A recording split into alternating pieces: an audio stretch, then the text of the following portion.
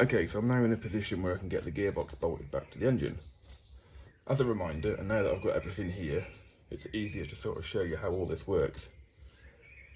So as it stands at the moment, the friction plate is locked to the flywheel via pressure from the pressure plate.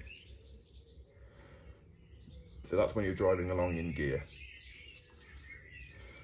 If you want to change gear, or go from neutral to first or whatever, you put your foot on the clutch. So this is the normal position when you're just sat there with your foot off the clutch. When you put your foot on the clutch, slave cylinder down there pushes out, which pushes this out, so you get this movement here.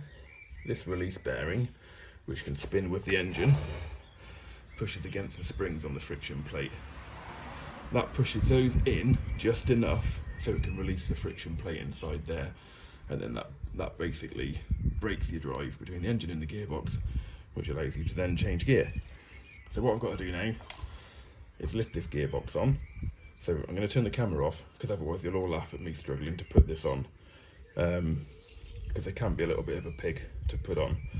So I'll turn the camera off to save myself looking like a fucking idiot. I'll get this on, get a few bolts in, and that's when I'll leave it for tonight.